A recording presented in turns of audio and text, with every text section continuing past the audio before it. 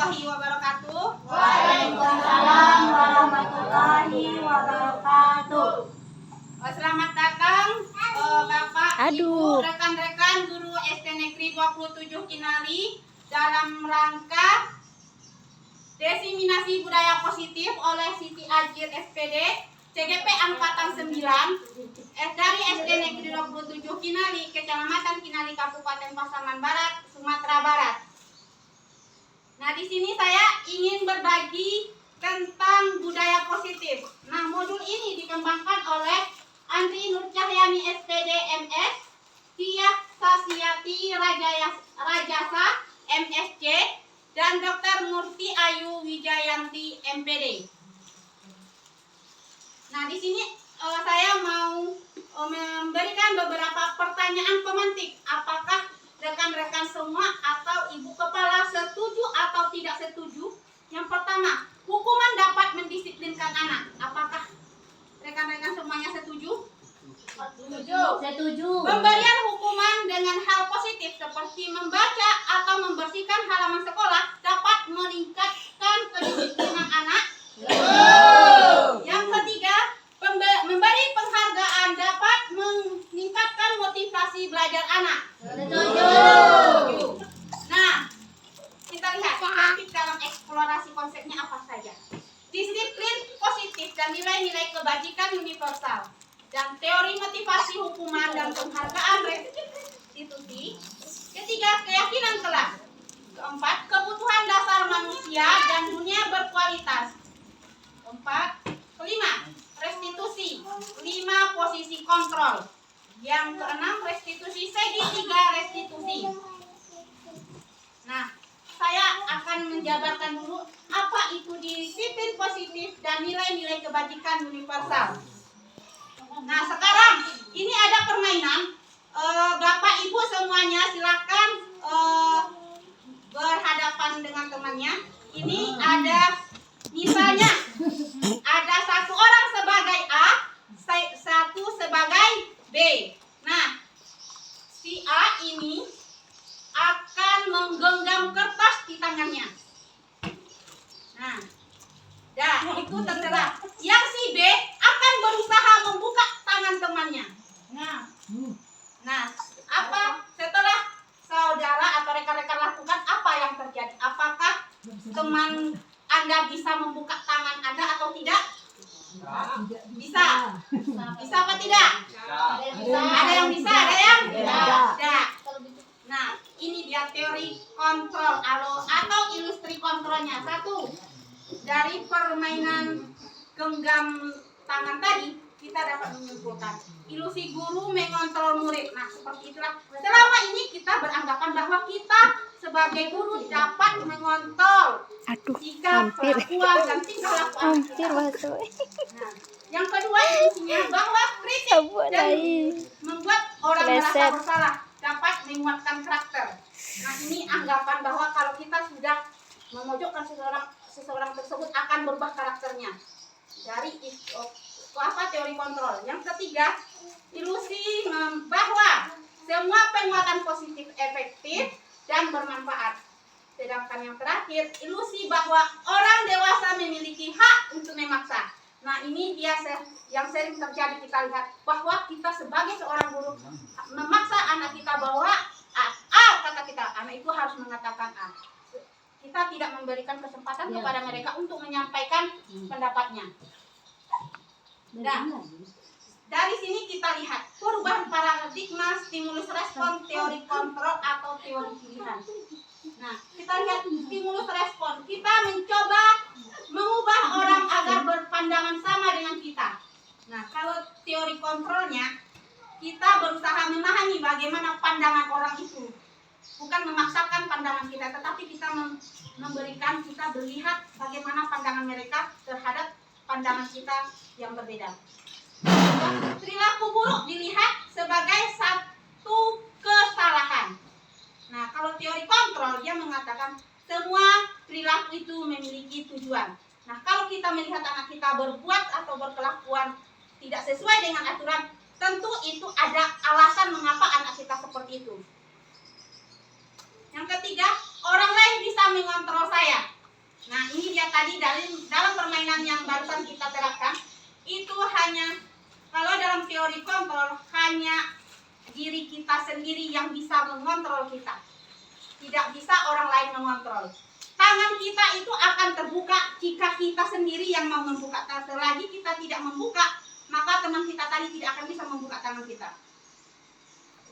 Terus yang berikutnya, pemaksaan ada pada saat bujukan gagal. Itu stimulus respon. Sedangkan berdasarkan teori kontrol itu adalah kolaborasi dan konsekuensi menciptakan pilihan-pilihan baru.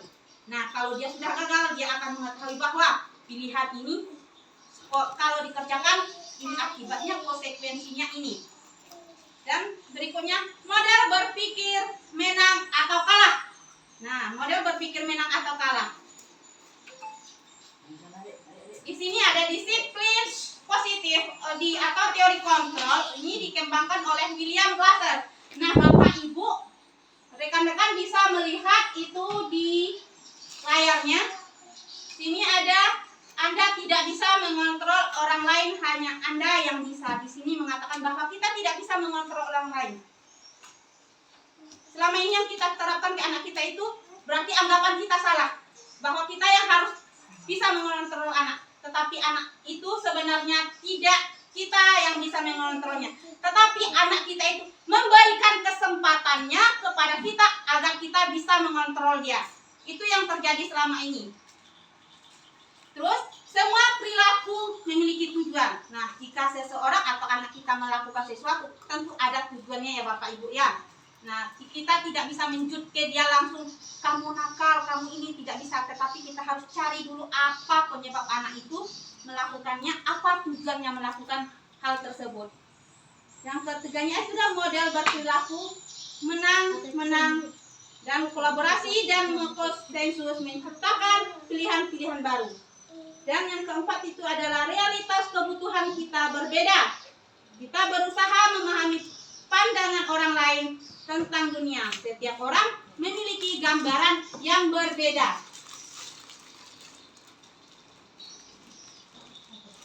Nah, di sini kita akan menjelaskan apa makna disiplin. Disiplin ini berasal dari bahasa Latin disiplina, yang artinya belajar. Berarti selama ini kita menyuruh anak disiplin itu sama artinya kita menyuruh anak belajar, sama dengan kita disuruh berdisiplin, berarti kita belajar untuk mencoba untuk belajar. Nah, disiplin diri membuat orang menggali potensinya menuju sebuah tujuan. Apakah dia dihargai?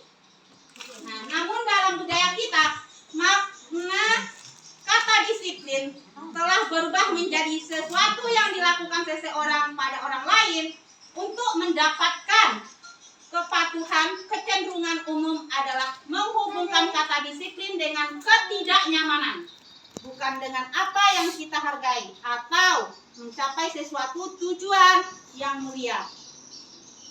Nah, di sini ada nilai-nilai kebajikan universal. Nah, nilai-nilai kebajikan universal ini adalah nilai-nilai yang bersifat positif. Nah, ini akan berhubungan nanti ke keyakinan atau peraturan kelas. Nah, nilai-nilai kebajikan inilah yang harus kita timbulkan dalam membuat peraturan atau keyakinan kelas. Nah, di sini ada beberapa pilihannya itu. Setiap perilaku perbuatan memiliki suatu tujuan. Dan dengan mengaitkan nilai-nilai kebajikan yang diyakini seseorang, maka motivasi intrinsiknya akan terbangun, sehingga menggerakkan motivasi dalam untuk dapat mencapai tujuan mulia yang diinginkan. Ketiga, nilai-nilai kebajikan yang ingin dicapai oleh setiap anak Indonesia itu kita kenal dengan profil pelajar Pancasila. Nah, sekarang kita sudah memulai tahun yang kedua dengan kurikulum Merdeka, dan 2 tahun ini akan kita terapkan pula tentang nilai-nilai kebajikan profil Pancasilanya. Insya Allah tahun depan dari kelas 1 sampai kelas 6 akan menerapkan itu semuanya. Dan berikutnya adalah nilai beriman dan bertakwa kepada Tuhan Yang Maha Esa dan berakhlak mulia. Keempat, mandiri. Kelima, bernalar kritis. Keenam, kebinekaan global. 7, gotong royong. Dan kreatif.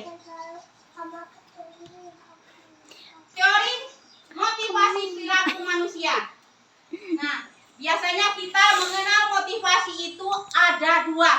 Ada motivasi internal, ada motivasi eksternal. Nah, untuk menghindari ketidaknyamanan atau hukuman itu biasanya muncul atau disebabkan oleh motivasi yang datang dari luar atau dari luar diri kita yang disebut dengan motivasi eksternal. Sedangkan untuk mendapatkan imbalan dari orang lain itu merupakan motivasi kita dari luar yang disebabkan oleh orang lain. Kenapa? Karena kita ingin mendapatkan pujian. Pujian itu kan datangnya dari luar. Nah, ini termasuk dari motivasi eksternalnya. Sedangkan untuk menghargai diri sendiri, nah ini dia yang perlu, menghargai diri kita sendiri. Nah, ini merupakan motivasi internal. Ini disebabkan munculnya dari dalam diri kita sendiri. Nah, Bapak Ibu pernah lihat tokoh yang saya pajang di layar? Nah, kalau melihat ketemu mungkin tidak pernah ya. Sama saya belum pernah ketemu. Nah, ini merupakan bapak pendidikan kita, salah satu pelopor pendidikan nasional yang namanya adalah Ki Hajar Dewantara. Dan menurut beliau, merdeka itu artinya tidak hanya terlepas dari perintah, akan tetapi juga cakap kuat memerintah diri sendiri. Nah, berarti di sini kita bukan hanya memerintah saja bisanya, tetapi kita juga bisa untuk memerintah diri sendiri. Nah, ini dihukum oleh penghargaan. Nah, ini dia. Selama ini yang kita miskonsepsi bahwa penghargaan berlaku sama dengan hukuman. Dalam arti meminta atau membujuk seseorang melakukan sesuatu untuk memenuhi suatu tujuan tertentu dari orang yang meminta atau membujuk. Nah, di sini dorongannya eksternal dan akan ada faktor ketergantungan. Beberapa dampak dari pemberian penghargaan menurut Avi Kohn tahun 1993. Yang pertama ada jangka pendek dan jangka panjang. Terus ada lagi penghargaan itu menghukum katanya. Terus penghargaan itu mengurangi ketepatan. Terus penghargaan itu tidak efektif. Dan penghargaan merusak hubungan katanya. Nah, dihukum oleh penghargaan. Tadi mau lagi. Kenapa bisa dihukum oleh penghargaan? Karena yang pertama, penghargaan itu akan menurunkan kualitas. Yang kedua, menghentikan kreativitas. Keempat, penghargaan mengurangi motivasi intrinsik. Contoh, penghargaan dapat menurunkan kualitas. Misalnya, dalam kelas kita ngomong, siapa yang bisa menyelesaikan ini, ibu kasih sesuatu yang berharga. Misalnya, ibu kasih duit 100.000. Nah, ketika nanti kita tidak melakukan hal itu lagi, maka anak-anak tidak akan ada minatnya lagi. Motivasinya juga tidak ada. Nah, kreativitasnya dia untuk melakukan sesuatu yang baru itu pun tidak akan ada lagi karena tidak ada itu penghargaan yang akan kita berikan itu. Nah, contoh pengakuan atau apresiasi kebajikan. Nah, ini dia. Kemarin saya perhatikan nilai kebajikan, rasa empatimu besar sekali. Situasinya di sini pada saat menolong murid baru di kelas kita. Berarti ketika kita mengatakan kemarin ibu melihat kamu membantu temannya, berarti kamu mempunyai nilai apresiasi dan perhatian besar sekali kepada teman kamu yang merupakan anak baru di sekolah kita. Nah, ini dia bukan. Yang kedua ada saya menghargai kepedulianmu pada saat kamu membantu teman-temanmu di tugas kelompok. Dan terima kasih untuk rasa tanggung jawab pada saat kamu memungut kertas-kertas yang berserakan di lantai. Nah, kita lihat perbedaan hukuman dan konsekuensi. Pertama, hukuman yang menyakitkan harus terjadi. Nah, kita kita pindahkan ke konsekuensi. Sesuatu harus terjadi. Yang kedua, hukuman membuat anak sakit fisik maupun hati untuk jangka waktu lama. Dan konsekuensinya membuat anak merasa tidak nyaman dalam jangka waktu pendek. Sedangkan hukuman anak merasa benci kedisiplinan. Konsekuensinya yang akan terjadi nanti anak akan menghargai disiplin. Hukuman yang berikutnya adalah paksaan, stimulus, dan tanggapannya. Sedangkan hukuman mendorong anak menyakiti diri sendiri, itu konsekuensinya mendorong anak agar mudah menyesuaikan diri. Konsep diri yang buruk, konsekuensinya adalah konsep diri yang baik. Anak belajar untuk menyembunyikan kesalahan, maka konsekuensinya anak belajar untuk mematuhi peraturan. Sedangkan marah, rasa bersalah, dipermalukan, merasa tidak dihargai, maka kehilangan hak dibuat tidak nyaman, diasingkan untuk sementara. Nah, ini saya mau lihat pertanyaan Bapak Ibu dulu. Ini ada tindakan guru. Memang ini bukan tindakan yang kita lakukan di sekolah kita ya. Tetapi saya mau bertanya dulu, apakah ini termasuk hukuman atau konsekuensi? Yang pertama, mencatat 100 kali di dalam buku kalimat, saya tidak akan terlambat lagi karena terlambat ke sekolah. Hukuman termasuk hukuman atau konsekuensi? Hukuman, kita kunci dulu. Yang kedua, lari mengelilingi lapangan basket 2 kali karena terlambat hadir di sekolah. Hukuman. Yang ketiga, murid diminta push up 15 kali karena tidak menggunakan masker ke sekolah. Terus, menggantikan kertas tugas teman yang telah dicoret-coret. Terus, membersihkan tumpahan air di meja tulis karena tersenggol pada saat belajar. Selanjutnya, murid disuruh berdiri di depan kelas karena tidak menggunakan sepatu hitam. Yang terakhir, lari mengelilingi lapangan basket 2 kali karena terlambat 10 menit untuk pelajaran PJOK. Nah, kita lihat jawabannya. Ada hukuman, konsekuensi, hukuman. Nah, Konsekuensi dari lapangan. Apa itu restitusi? Restitusi adalah proses menciptakan kondisi bagi murid untuk memperbaiki kesalahan mereka sehingga mereka bisa kembali pada kelompok mereka dengan karakter yang lebih kuat. Restitusi juga merupakan proses kolaboratif yang mengajarkan murid untuk mencari solusi untuk masalah mereka dan membantu murid berpikir tentang orang seperti apa mereka yang mereka inginkan dan menjadi tujuan mereka dan bagaimana mereka harus memperlakukan orang lain. Ada 9 ciri-ciri restitusi. Yang pertama, bukan untuk menebus kesalahan, namun untuk mencari belajar dari kesalahan. Berarti di sini kita bukan untuk mencari siapa yang salah, siapa yang benar, tetapi di sini ciri-cirinya itu adalah tujuannya adalah untuk mencari solusinya. Yang kedua, memperbaiki hubungan. Yang ketiga, tawaran, bukan paksaan. Yang keempat, restitusi menuntut untuk melihat ke dalam diri. Yang kelima, mencari kebutuhan dasar yang mendasari tindakan. Yang kelima, cara yang paling baik dalam mengatasi suatu masalah.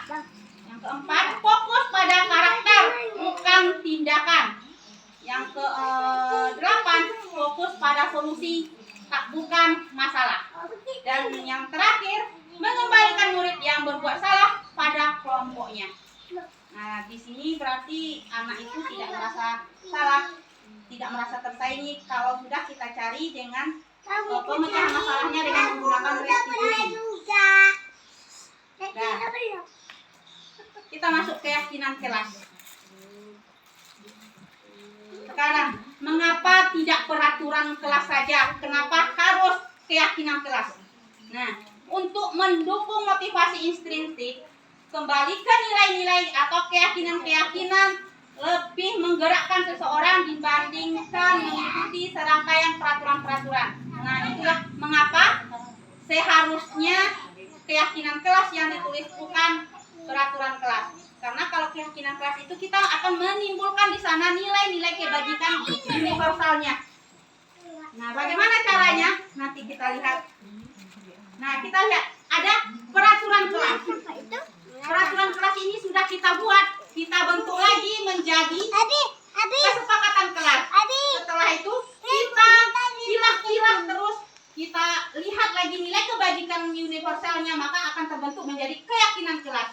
Nah, dari keyakinan kelas ini nanti, jika kita sudah menerapkan keyakinan kelas, maka akan terciptalah lingkungan positif. Nah, karena sudah terciptanya lingkungan positif, maka di sekolah kita ini akan terciptalah yang namanya budaya yang paling besar adalah budaya positif. Nah, di sini ada lagi pertanyaan yang harus kita kunci jawabannya. Selalu kembalikan buku ke tempatnya. Itu berdasarkan peraturan atau kesepakatan. Nah, dilarang mengganggu orang lain. Hadir di sekolah 15 sebelum pembelajaran dimulai. Dilarang melakukan kekerasan. Dilarang menggunakan narkoba bergantian atau menunggu giliran. Gunakan masker. Terus jangan berlari di kelas atau koridor. Nah, dari peraturan dan kesepakatan kelas ini kita lihat nilai-nilai kebajikan universalnya, maka akan terbentuk suatu keyakinan kelas. Ini dia. Kita lihat, selalu mengembalikan buku ke tempatnya itu adalah nilai universalnya tanggung jawab. Sedangkan dilarang mengganggu orang lain itu artinya menghormati orang lain. Dan hadir di sekolah 15 menit itu menghargai orang lain dan komitmen kita. Setelah dilarang melakukan kekerasan itu adalah untuk keselamatan, kenyamanan, dan menghormati orang lain. Dilarang menggunakan narkoba itu adalah nilai universal yang berhubungan dengan kesehatan. Terus mengganti atau menunggu giliran itu menghormati orang lain dan bersabar. Gunakan masker. Ini adalah kesehatan dan keselamatan. Dan jangan berlari di kelas atau koridor. Ini adalah keselamatan dan keamanan. Kita lihat untuk kebutuhan dasar manusia dan dunia berkualitas. Nah, kalau kita ini mempunyai kebutuhan apa saja Bapak Ibu yang Ibu ketahui kebutuhan kita? Makan, pangan, sandang itu ya. Yang di sini kebutuhan dasar manusia dan dunia berkualitas itu maksudnya ini kebutuhan dasar adanya kasih sayang, rasa diterima, kekuasaan, kesenangan, kebebasan, dan bertahan hidup. Nah, di sini ibu guru tidak menyapaku hari ini, padahal aku pakai jepit rambut baru. Nah, ini kebutuhan apa pada anak didik kita ini? Katanya kita tidak memuji dia, sementara dia pakai jepitan baru katanya. Kebutuhan apa? Nah, itu ada kasih sayang, diterima, penguasaan, kebebasan, kesenangan, bertahan hidup. Kasih sayang dan rasa diterima kita kunci. Kesenangan. Aku bosan masa belajarnya cuman gitu-gitu aja dengan ibu guru aja katanya. Itu rasa apa? Kesenangan. Aku sebel gambarku tidak rapi, malah ibu guru menunjukkan ke teman-teman. Itu rasa apa? Tidak terima. Rasa diterima, nyaman atau kebebasan atau kesenangan? Atau bertahan hidup. Nah, terus aku senang bisa pergi ke tempat-tempat yang aku suka. Kesenangan. Mengendarai sepeda motor itu seru. Kesenangan, kebebasan, kebutuhan hidup. Kebebasan.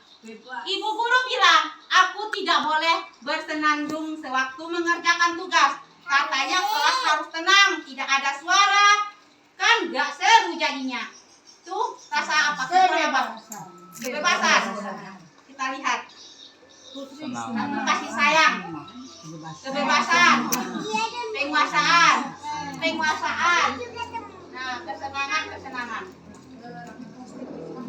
Nah, kita masuk posisi kontrol. Posisi kontrol ini ada 5.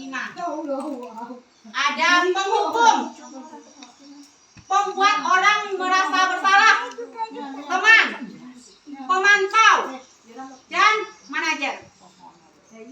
Kalau penghukum ini selalu menyakiti anak muridnya, baik secara fisik maupun non fisik. Nah, itu penghukum. Pembuat orang merasa bersalah. Nah, ini tidak hanya menggunakan fisik, tetapi dia menggunakan kata-kata. Contoh, tolonglah kerjakan piketnya. Jangan nanti karena kalian tidak piket, ibu dimarahin sama kepala sekolah. Nah, di sini anak berpikir dia gara-gara dia gurunya dimarahin. Nah, seolah-olah dia merasa itulah menyebabkan dia merasa bersalah. Nah, yang kedua teman. Nah, di sini teman ini kita menganggap bahwa anak itu adalah teman kita dan anak juga merasa kita adalah temannya. Nah, di dalam posisi ini dalam mengajar kita boleh menggunakan posisi teman. Tetapi dalam catatan kita harus tegas ke anak. Karena apa? Kalau kita merasa tidak tegas, itu anak akan seenaknya saja nanti. Sampai-sampai kita tidak dihargai. Nah, di sekolah kita selama ini saya lihat kita sebagai guru sudah dianggap teman oleh anak dan anak juga menganggap kita sebagai temannya sampai-sampai mereka mau curhat apa yang mereka rasakan kepada kita. Dan sebagai pemantau. Nah, sebagai pemantau di sini kita mengingatkan apakah kamu melakukan, tetapi kita tidak memarahinya. Sedangkan posisi manajer. Nah, di sini posisi manajer ini kita melihat, kita gali semua apa penyebabnya, apa alasannya. Tetapi kita tidak memarahi anak, kita memberikan arahan. Kita arahkan, kita cari solusi bersama, dan kita tanyakan apa tindakan yang harus dia lakukan untuk mencapai kebutuhannya tersebut. Itu posisi manajer. Nah, di antara posisi kontrol yang 5 ini, posisi mana yang paling bagus? Kalau saya itu adalah posisi manajer. Karena apa? Di sini kita tidak menyalahkan anak, tetapi kita memanggilnya dan memberikan solusi dan kita tanya hal apa yang bisa dia lakukan untuk memenuhi kebutuhannya. Nah, di sini posisi kontrol ini karena tidak bisa dibuka. Nah, ini dia untuk posisi saya kecewa sekali dengan kamu. Ini posisi apa? Posisi yang 5 tadi? Menghukum, membuat orang merasa bersalah, memantau, teman, atau manajer. Saya kecewa sekali dengan kamu.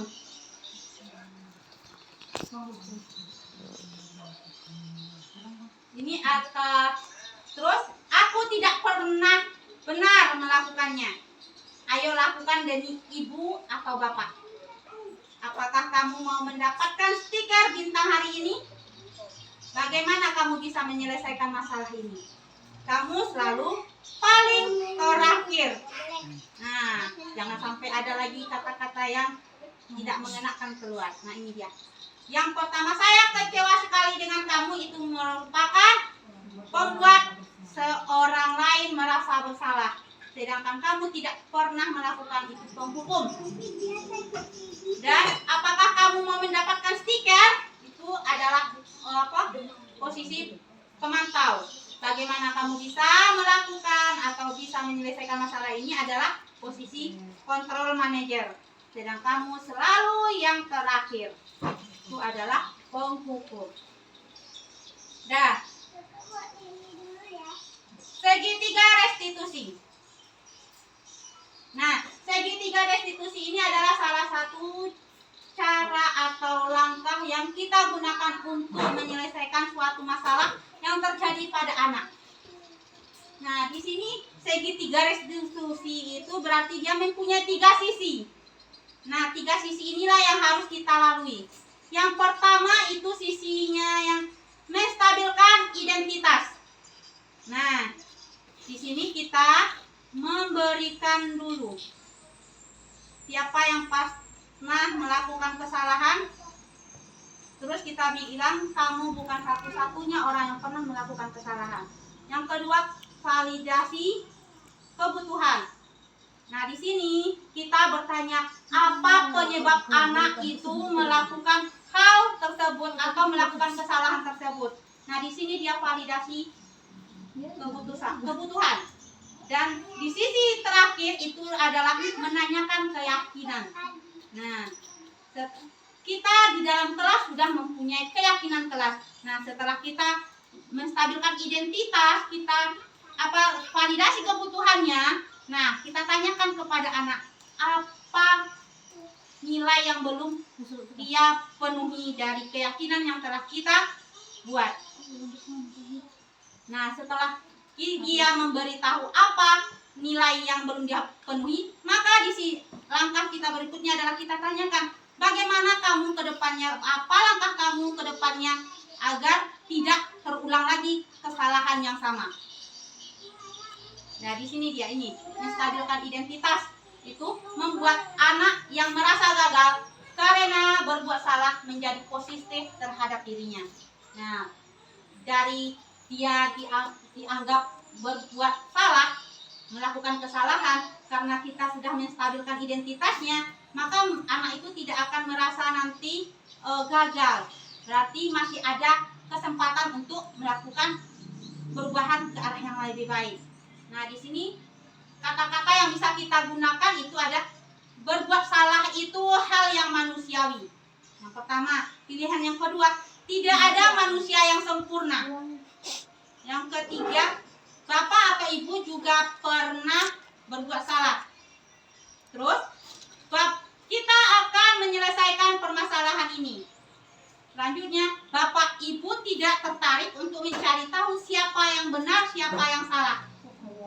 Bapak ibu lebih tertarik untuk menyelesaikan masalah. Nah, di situ kita tidak menilai anak, oh kamu benar, oh kamu salah. Tidak.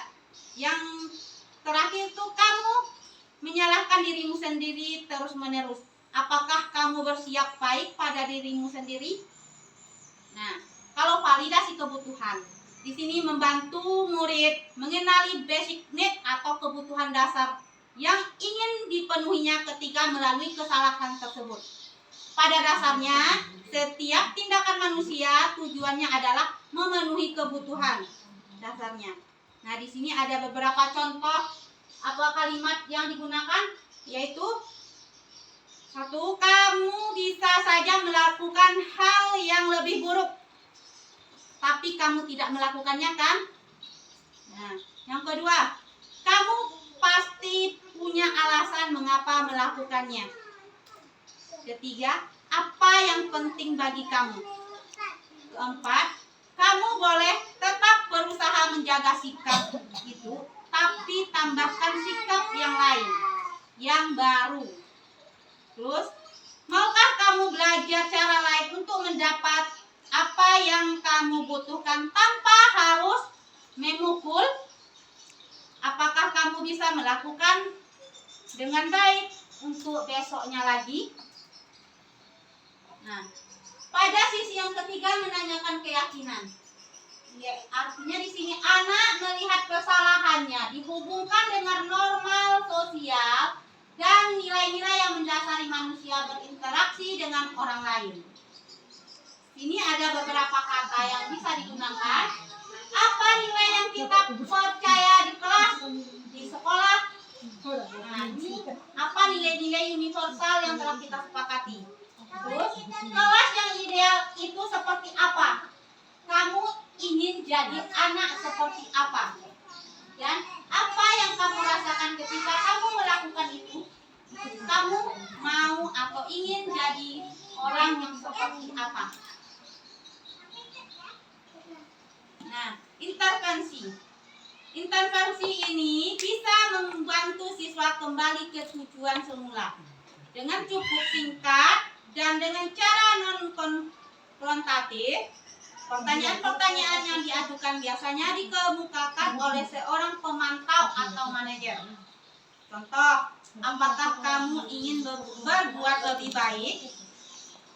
Apakah saat ini kamu sedang menjadi orang yang sedang kamu inginkan?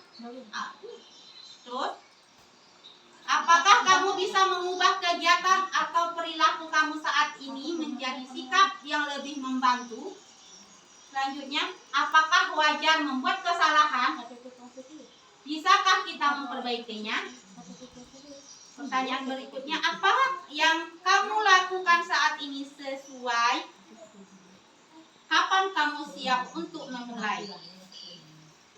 Terus, peraturan A-nya apa? Sepertinya kamu punya masalah. Saya bisa bantu apa? Apa yang bisa saya bantu agar kamu bisa melakukannya? Nah, ini adalah hal yang biasa atau pertanyaan-pertanyaan yang dilakukan oleh seorang yang kedudukannya posisi kontrolnya sebagai manajer. Nah, kita juga bisa menjadikan diri kita manajer dalam posisi kontrol terhadap anak didik kita.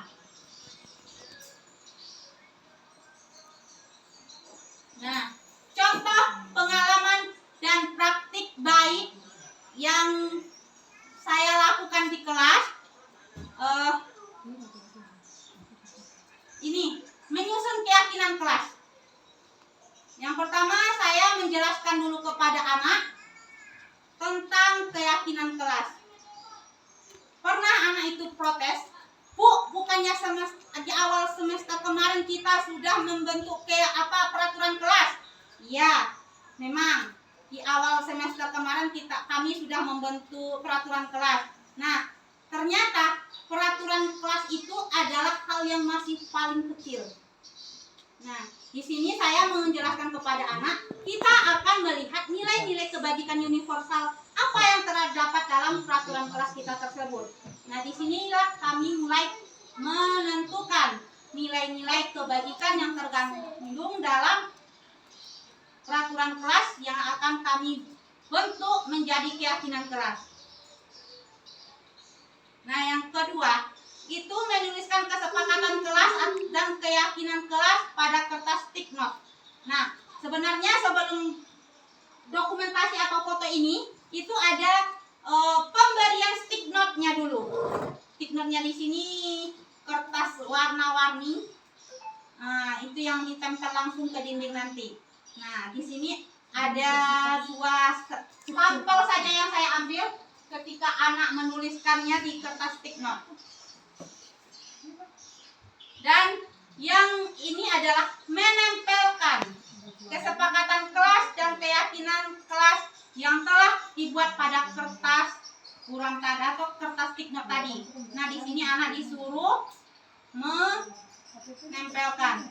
Ternyata anak kita itu kalau kita kasih suruh ke depan silakan tempel ini, semangatnya luar biasa. Sampai-sampai tidak mau gantian. Nah, ini terlihat ini yang pada gambar yang laki-laki. Nah, saya pisahkan, saya suruh yang perempuan dulu yang menempelkan, takutnya nanti saling dorong-mendorong. Ya, akhirnya terjadi juga dorong-mendorong, itu yang pada yang laki-laki.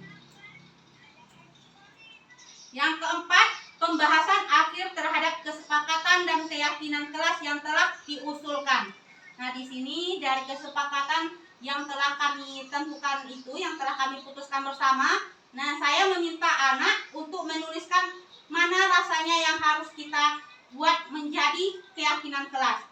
Nah, di sini dari keyakinan kelas yang kami sepakati itu ada 10 keyakinan yang kami terapkan di kelas.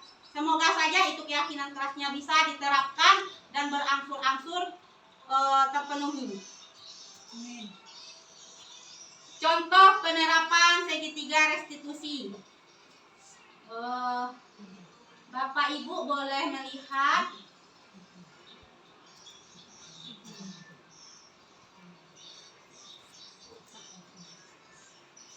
Saya percepat ya Bapak Ibu, ini ada itu kata-kata pengantarnya.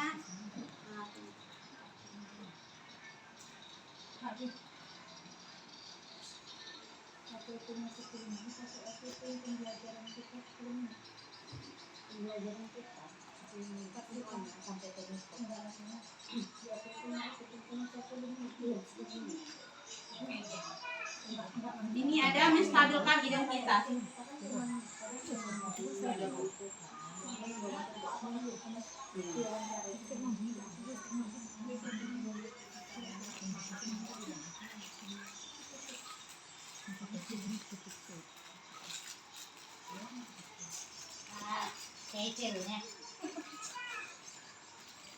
Lah, hilang di awal sekolah enggak?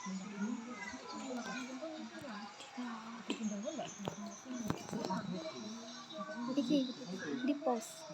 Iya. Nah, baik Bapak Ibu, inilah dia contoh penerapan segitiga restitusi yang saya lakukan di kelas.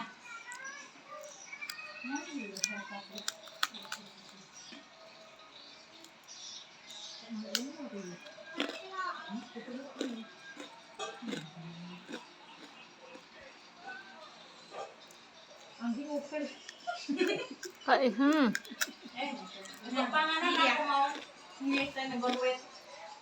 Tak pitili ambu anak kuat. Di sini. Ngegon pang. Orang ngopi. Ngopi sekolah. Nuti muncul nyerung. Ini canggah ya. Sing ngegon pang orang sing ngegon asoy. Semua memeco.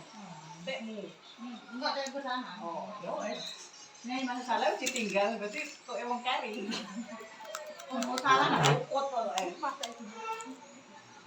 salah enggak? Masalah enggak kalau begitu ya. Salah cintanya mau salah nih. Rugi senterane kok aku ndane. Seneng wis. Ya rugi senterane rak tak entek iki. Makanya ini cek nyambung ya. Bulan banget.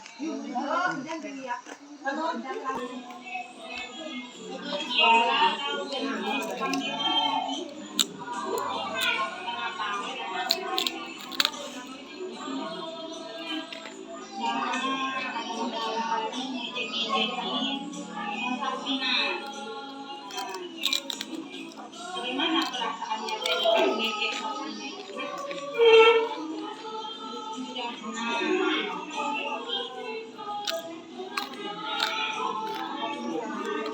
memang ya berarti ya segala hal yang akan membuat kita merasa tenang, bahagia, ya. Boleh kita boleh. Tetapi di sana yang mana yang namanya tidak akan orang lain dari kesenangan mutiara tadi. Ada nggak yang ya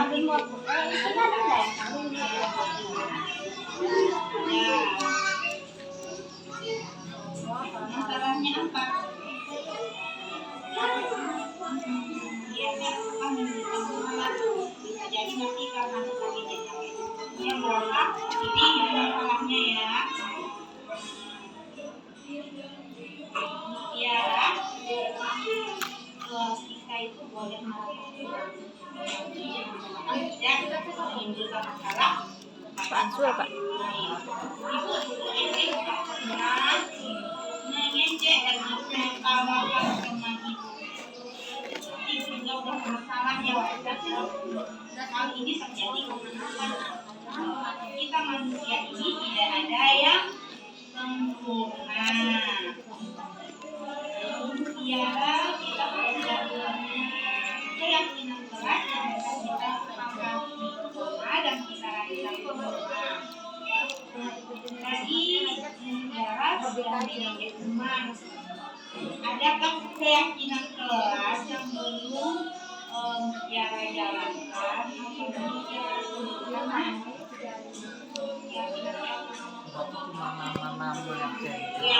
keras yang sempurna. Ini apa? Hargai dan menghormati. mutiara terbaru yang menghasilkan ada yang paling jadi Tapi ya tetap aturan itu ada dari dulu kan aturan. Kita ngertinya aturan. Ternaknya.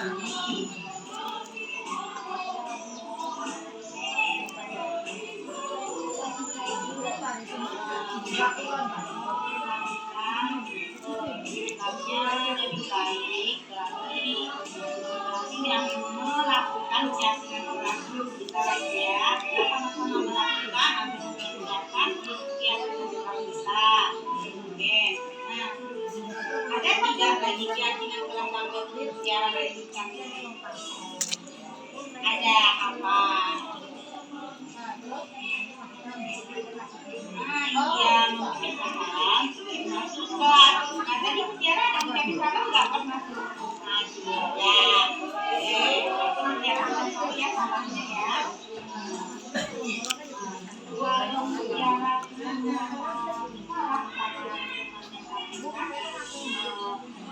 apa yang harus mutiara lakukan?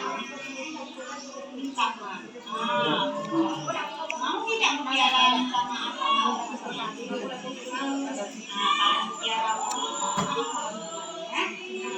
Mutiara panjang ya dia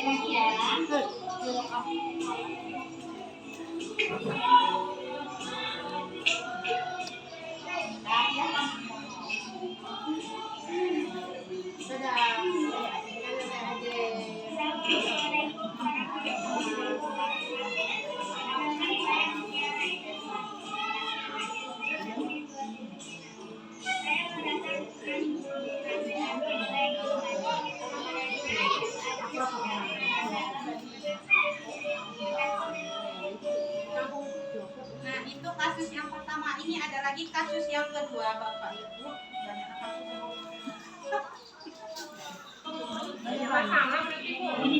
Ini bukan terjadi di hari yang sama. Ya, bajunya beda kok.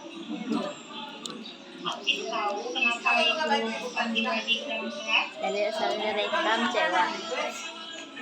Ya, tapi juga sudah ada laporan dari teman-teman yang katanya Hafiz sudah hari ini akan kembali ke sekolah. Nah, itu lihat memang benar Hafiz sampai kembali ke sekolah kan? Nah, apa ada hal lain yang Hafiz sampaikan ke Pak Guna?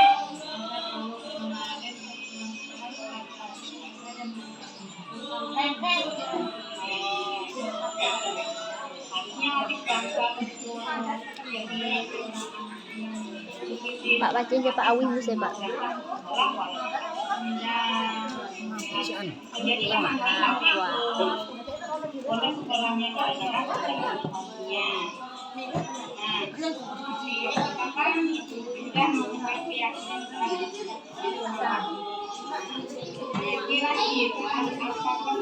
ada keyakinan yang menghasilkan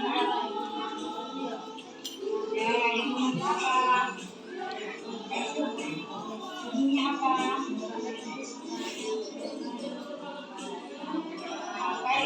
Sekolah yang lengkap. Ini kan Hafiz sudah menyiapkannya dengan memakai sendal.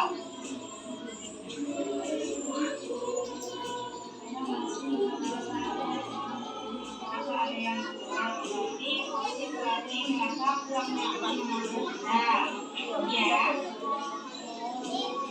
Kita kan sudah membuat gerakan. Kira-kira apakah ada keyakinan yang menghasilkan yang mengatakan ini apa? Memakai seragam sekolah yang lengkap. Nah, ini kan Api sudah menyamakannya dengan memakai sendal. Yang masih ada yang kurang, berarti mungkin merasa kurang nyaman memakai sendal. Ya. Assalamualaikum warahmatullahi wabarakatuh. Perkenalkan nama saya Putri Sabrina, kelas 5 SD Negeri Bakti. Saya merasa senang dinasihati oleh ibu karena ibu adik tidak marah tentang menasihati saya. Dan terima kasih. Dan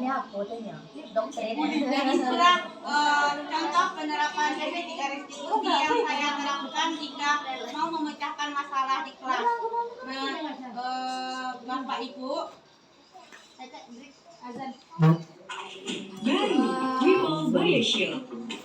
Sampai di situlah presentasi tentang. Terima kasih untuk perhatiannya dan sudah menyimak pemaparan saya. Nah, di sini saya memberi kesempatan kepada Bapak Ibu semuanya, apakah ada yang mau ditanyakan terlebih dahulu tentang pertanyaan-pertanyaan yang masih mengganjal-ganjal dalam hatinya? Silahkan dikeluarkan.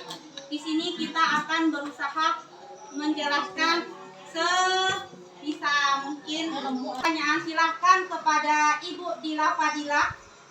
Terima kasih atas waktu yang disampaikan oleh Ibu Siti Adir. Sangat menarik menurut saya.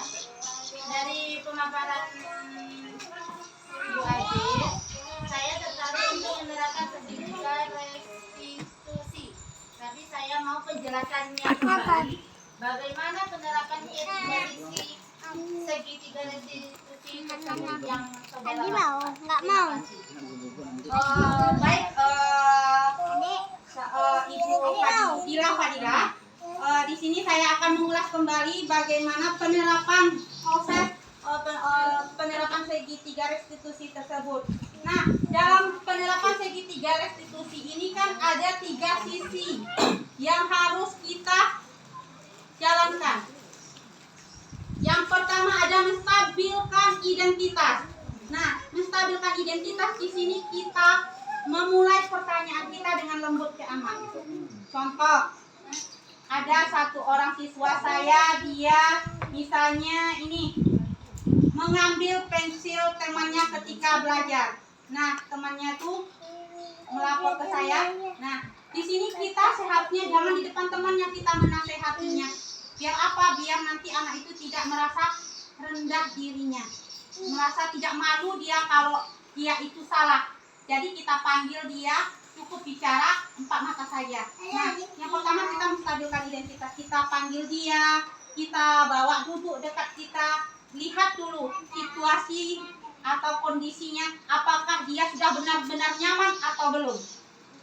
Kalau dia sudah nyaman, nah baru kita memulai pertanyaan yang lembut. Yang paling dasar dulu kita tanyakan, "Nak, kamu tahu tidak kenapa ibu panggil lagi ke kelas?" Atau, "Nak, kamu tahu tidak kenapa ibu panggil?" Nah, atau, "Nak, ibu kangen sama kamu. Ada sesuatu yang mau ibu tanyakan." Nah, jadi anak itu nanti tidak merasa kalau dia benar-benar salah gitu. Nah, itu untuk menstabilkan identitas. Nah, kita lihat dia kalau udah benar-benar nyaman, nanti baru kita mulai. Nah, kita lihat. Setelah itu, kalau dia tahu kenapa alasan kita memanggilnya, nah kita tanyakan kebutuhannya itu kebutuhan apa yang dia dapatkan. Kita tanyakan, bagaimana perasaan kamu sudah melakukan ini? Apa penyebab kamu melakukan itu? Nah, nanti kalau dia sudah tahu penyebabnya sudah dia sampaikan, alasan dia melakukan itu sudah dia sampaikan. Nah, tinggal kita lagi sebagai gurunya, kita tanyakan kepada dia tentang keyakinan. Keyakinan apa? Keyakinan keras yang kita buat. Nah, dari sana dia nanti akan mulai introspeksi diri. Nah, kita tanyakan lagi, kita tanya. Nah, setelah dia mengatakan tentang keyakinan keras yang dia sampaikan, kita tanyakan apakah menurut anak itu sudah bagus apa yang dia lakukan. Nanti dia akan merespon itu tidak bagus, Bu. Nah, setelah kita sudah dapat respon hal yang tersebut, kita sampaikan lagi, kita tanyakan lagi. Nah, kalau anak